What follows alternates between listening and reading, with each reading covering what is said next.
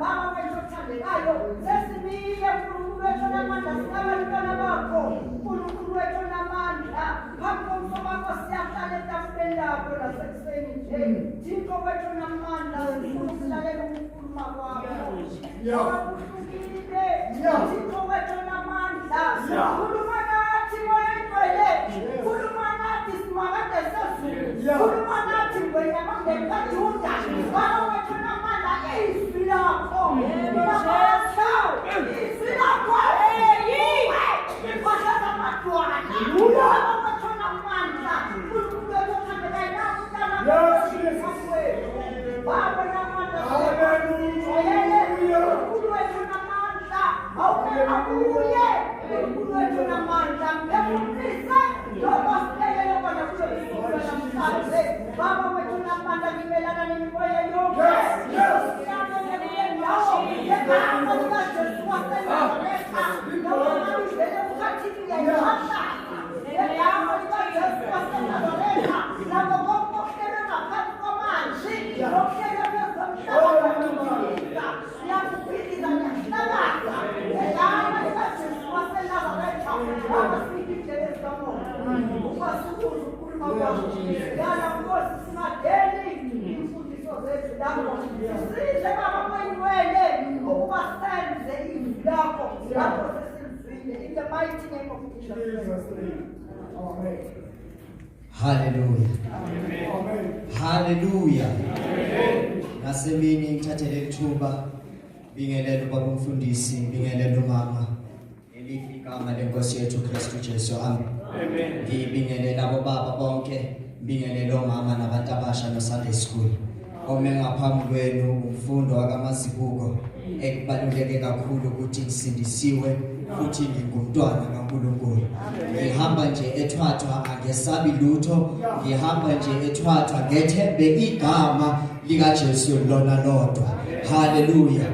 Ngiyacela ngingakamoshi isikhathi sivula amabhayibheli wethu ku First Samuel chapter 1 sizofunda khona verse 7 yena yedwa.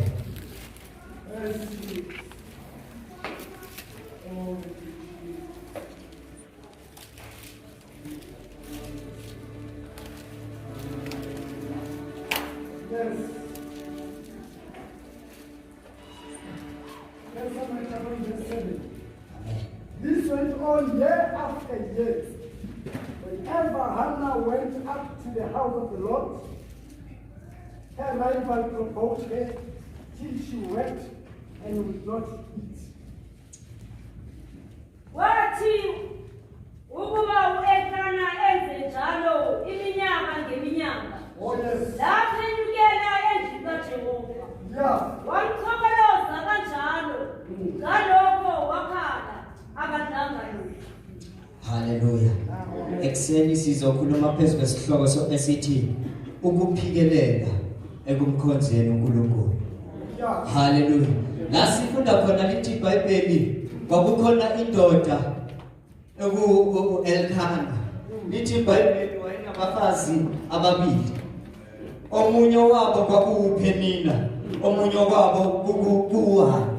Lithi iBhayibheli lami uma ngilifunda lithi uHana wayengabathona abantwana. Not because uHana bekangabathona abantwana, kodwa ngenxa yokuthi uNkulunkulu wayesivalile isibeletho sakhe. Yes. Amen. Yeah. Hallelujah. Lithi iBhayibheli uNkulunkulu njengoba wayesivalile isibeletho sakhe, uHana each and every year nomyeni wakhe ngiyacabanga kwawonke umndeni bebekhuphuka bayeshilo. Bathi mabefika eShilo bemkhonza uNkulunkulu. uHana emkhonza nje uNkulunkulu angabathola abantwana. Kodwa uyaphikelela ekumkhonzeni uNkulunkulu. Lithi iBhayibheli lami each and every year uElkana uma ezoshare his portion nomndeni wakhe. Lithi wayebanikeza boPhenina, enikeza ingane zikaPhenina. Lithi iBhayibheli lami uma ngilifunda kahle, uma esefika kuHana wayemnikeza the double portion because she went more than uPhenina.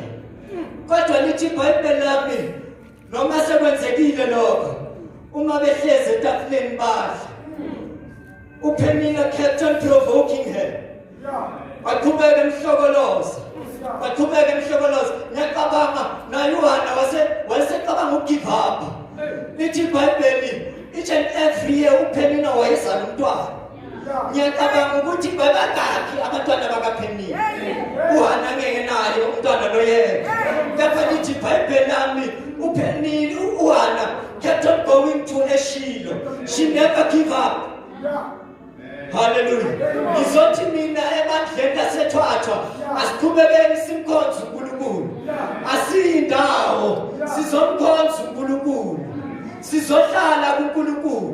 Lithi iBhayibheli each and every time uHana uma beyeshilo umethi kwafika isikhathi lapho ethandaza khona. Uthi uNkulunkulu mezocela indodana. Uthi ngiyacela uNkulunkulu Fela ungiphe nje indodana.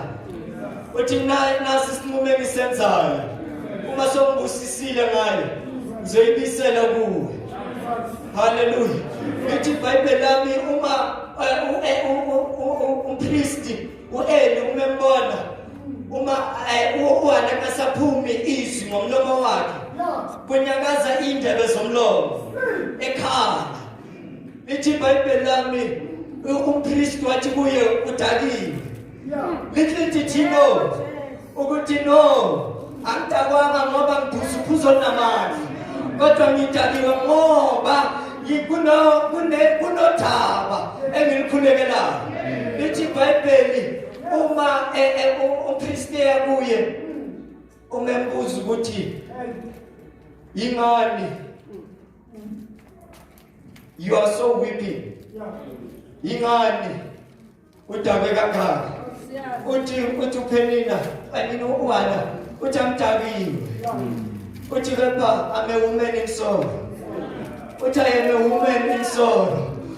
Ngiyacabanga uHana uma semthandazweni uma ethandaza ecabanga ukuthi uma ngisuka la ngibuyela kulena khaya athi uma ngisuka la ngibuyela kuloya muzi hayi ngoba angifuni ukubuyela khona yebo ngiyafuna ukubuyela khona ngiyazi futhi ukuthi umyeni wami uyangithanda kodwa ngenxa yoPenina okhona kuba buhlungu enhlizweni yakhe ukuba uyele emuva kodwa lithi iBhayibheli lami uthi umpristi kuye next year by this time you will be having a child.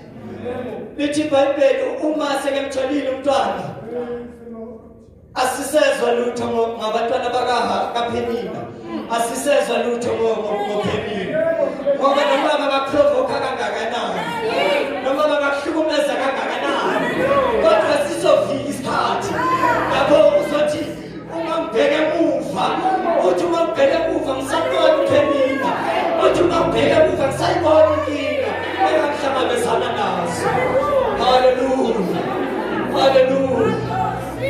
Ngiyacabanga uthi uma sekemtholile umntwana uthi ngiyacabanga emntondweni wakhe wafike ukuthi ngiyakumbheka uNkulunkulu noma kungenzakala noma ngingahlala ngayikhulumiseni mina umntanami kodwa ngiyakumbheka uNkulunkulu ngoba ngiyazi ukuthi umthathephi.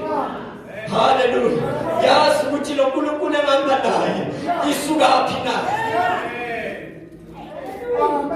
Ngabe komunye umuntu ngabe wagive up endleleni ngabe komunye umuntu ngabe waphelelwa amandla endleleni athi musi ngiyakhuphuka evukeni yeshilo nyelani ngoba uNkulunkulu lento engiyifunayo kwangenzeki kodwa ngizothi into esekhaya hlala ngizothi hlala lithi iBhayibheli lami kuLuka chapter 18 verse 38 no 39 uma uJesu ezodlula eJeriko lithi iBhayibheli lami kwakunendoda engaboni who was sitting at the roadside. Lithi iBhayibheli uzwa umsindo uma ezwa umsindo uyabuza uthi kwenzakalani. Lithi iBhayibheli lami laba bamtshelayo bathi kuye uJesu uyadlula uJesu waseNazaretha uyadlula. Lithi iBhayibheli umemeza uthi Jesu kadana kaDavide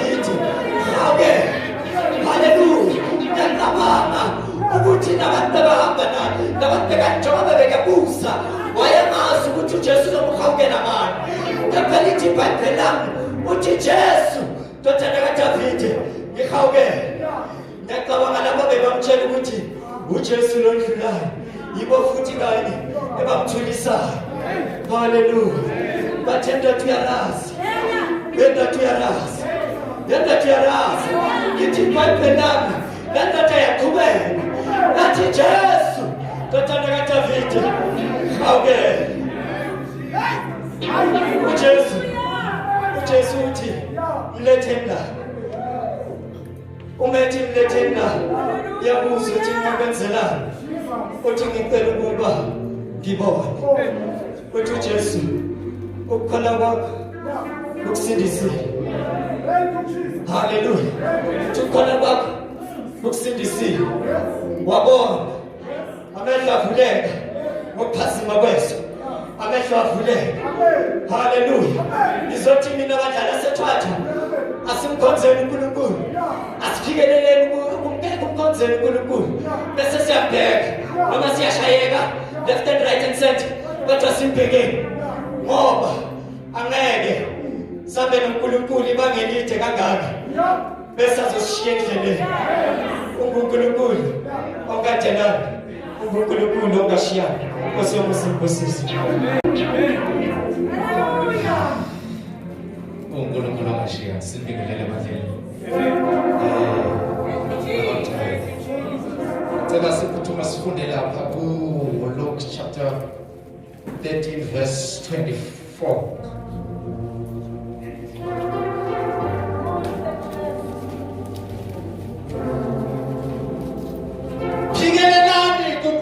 Phikelelani ukungena ngomnyango omncinyana ngokuba ngithi kini abaningi bayakufuna ukungena bahluleke.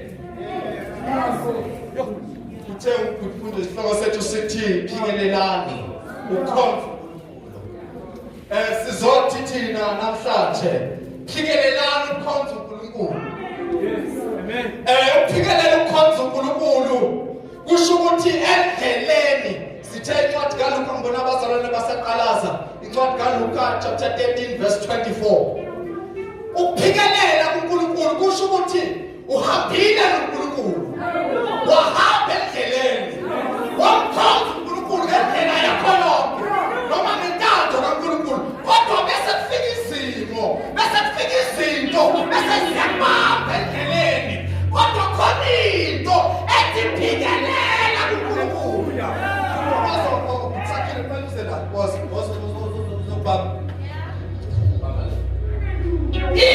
khona izinto ezisibambayo. Kodwa thina sithatha nala step. Sithi siya kuNkulunkulu.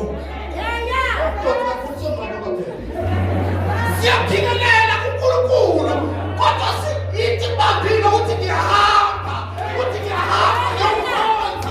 Ngiphathiwe. Kodwa ngizomkhonza. Ngiyabangile. Kodwa ngizomkhonza. Ngiphathiwe. Ngizomkhonza. Ngikusiwe. Ngizomkhonza.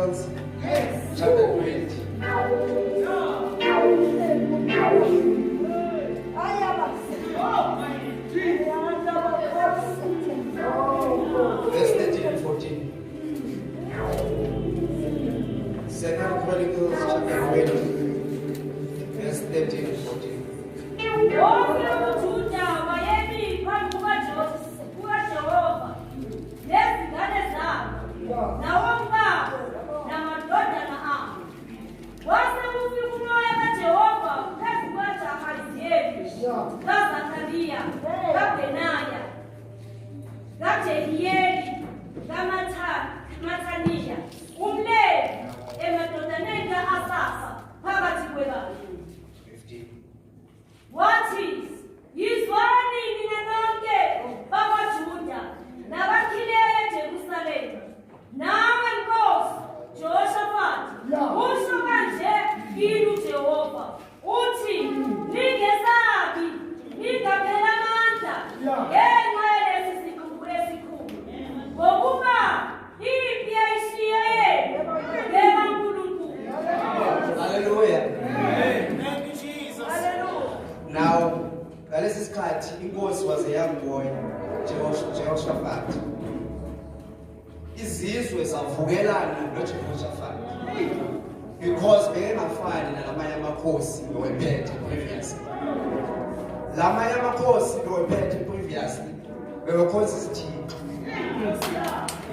Now uNkulunkulu wabulala wonke. Banyanzela ukuthi ordainwe a young man. Mabe ordaina this young man to the throne. Uthatha zonke izithixo uthi mashize zibulala.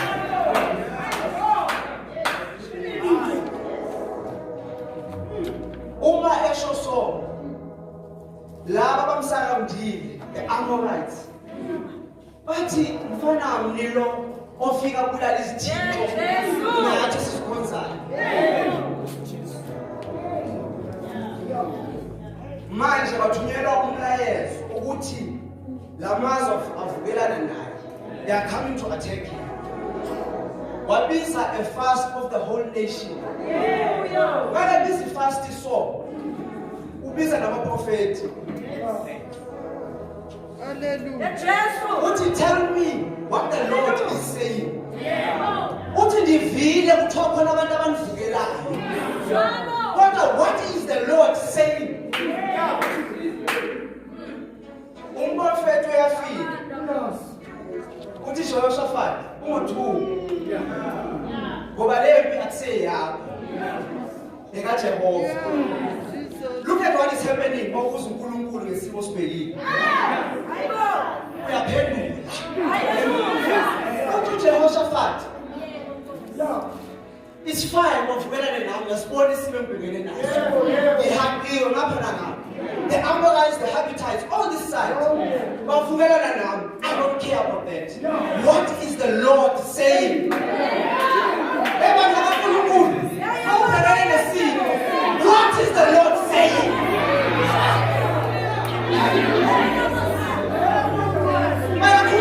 It's fine. But what is the Lord saying?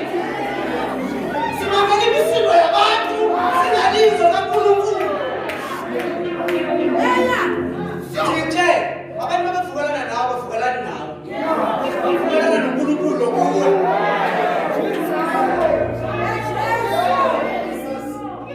Uthi uNkulunkulu nawe uthinta inhlanzi eso lakhe. Who can touch us? Who can touch us? Hallelujah.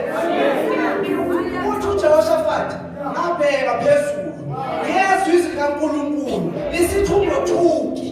Uthi ungapheli mandla because this war akuyakho. Unendoda unfortunate ngabo sister kaNkulunkulu uLazarus. Wathi makegula babhala on his behalf. Babhalela uJesu. Bathi lo omthandayo. Cela umakhela amagama. Lo omthandayo. Nothi lo okhonzayo. Lo omthandayo. Kanti izimele zehlele bani? Wena zehlele bani izimo? Because sifuna lo othanda uNkulunkulu. Usathane uyajabula ngeke bona uNkulunkulu ethanda kanje usiza kanje.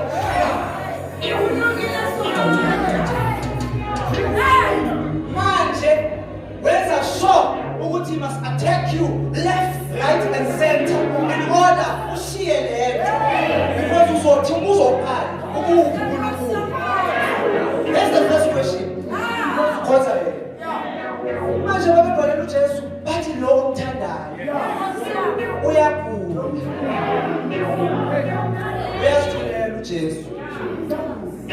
Not that he didn't know ukuthi kwenzeka isimo kuLazarus. Uyazithulela. Uthi mase kubudala bembhaleleka yosithuba. Uthi uLazarus uyagula kodwa akugula ngokufa. Kodwa uyafa. Hallelujah. Amen. Manje uJesu maliphendula bemsendela iletha yositri esithi seleshonile. Uthi bafundi bakhe ngiyajabula.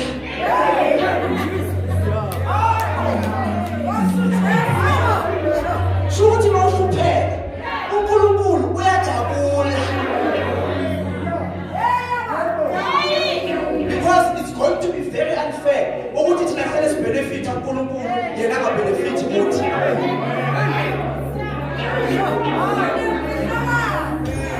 Uthi ngiyajabula ukuthi ushonile. Akafika bathi kube bowukhona uthi is fine ukuphi Lazarus. Bayafika bathi hey uzomphilisa benza a list of questions to Jesus. Bathi kube bowukhona. Hallelujah. uJesu uyajabula basesibeni because uthola udumo. Kumele sibone amandla akhe. Isimo sifanele thina. Yes, they must come to us. Thina lo akasithandayo.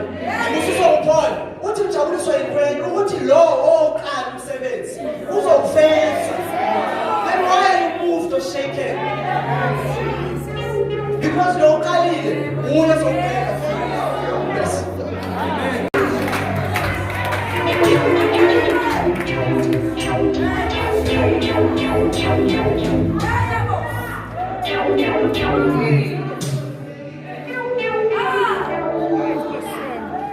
Hallelujah. Hallelujah. Tell us now, Moshana Scott is full of 1 Corinthians.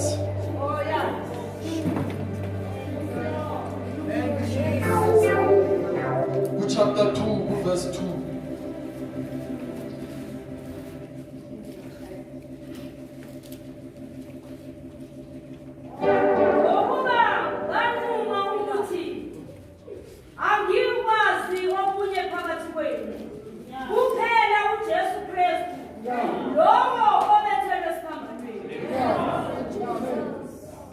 Hallelujah. Hallelujah. Bazalwane incwadi kaMpostoli Paulo le hallelujah. uMpostoli Paulo uthi nganquma enhlizweni yami ukuthi akekho omunye ngiyomazi. nguKristu kuphela engizomazi. Bazalwane ngiyacabanga iagenda singayo la namhlanje kuJesu. Uma kulesi sikhathi esiphila kuso ukumzalwane awunayo uJesu usengxakini. Ngoba isikhathi esiphila kuso senzima. Sidinga ukuthi wazi ukuthi uthembe ngqondo. uMpostoli Paulo uthi nganquma ukuthi ayikho into engizoyazi emhlabeni ngizoyazi uKristu. Bazalwane isakho elincane kuKristu angeke sibe nokukhonfeni sikhanayo uKristu. uKristu kuyo sinika amandla wakuthi noma amandla aphelile singakobe sizomkhonza. Asukuhlakanipha kwethu nokwazi kwethu sosolanga sikaka-understandi ukuthi wayisila sizolahlekelwe i-identity. Mamela uJesu unezibulo lasekhaya ezulwini njengoba thina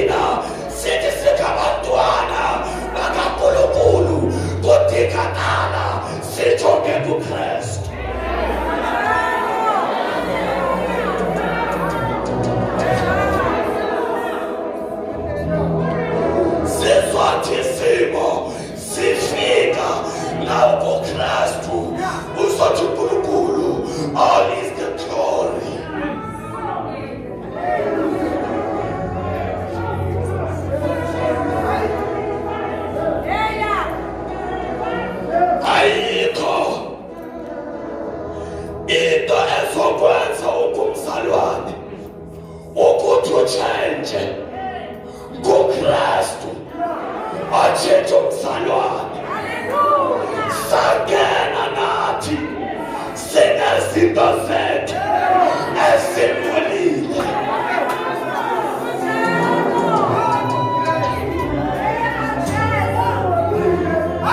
kodwa uKristu wafika wangena ngaphakathi enhliziyweni namhlanje kuyakwazi kuthiwa uminene nekumoda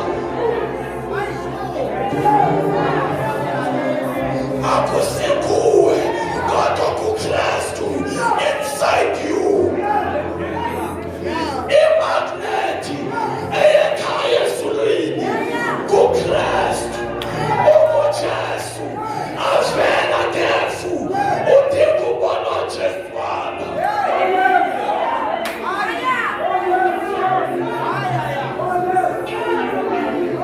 isikhathi esikuso senzima kakhulu. Jesus is coming. Sethanda sekhathandi kodekakala sitshentshe indlela esenza ngayo.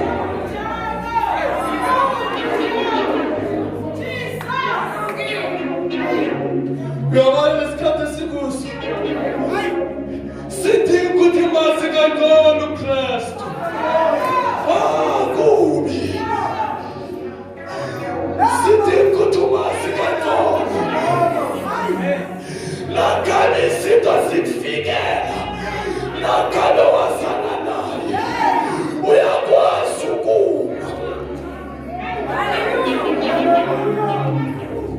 kodwa nawukazani naye uthi mina adansiwa kanjalo iBhayibheli lithi asele nanyama nagazi kodwa silwa nemimoya emusayo emkhathini.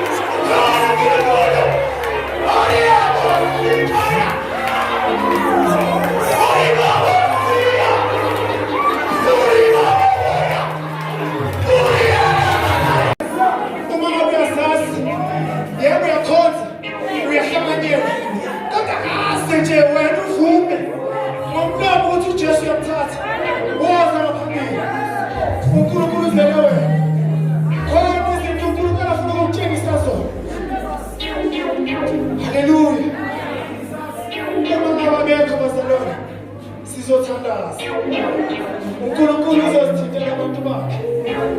Uma akekho othi namandla okubambelela uyawadinga, sizothandaza. uNkulunkulu uzoyenza umsebenzi. God bless you, my mother. God bless you, my brother.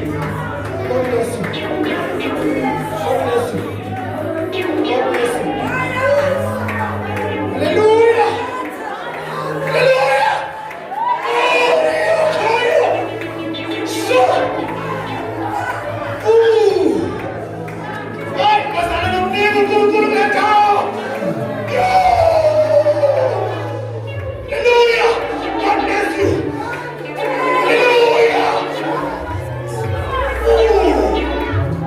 You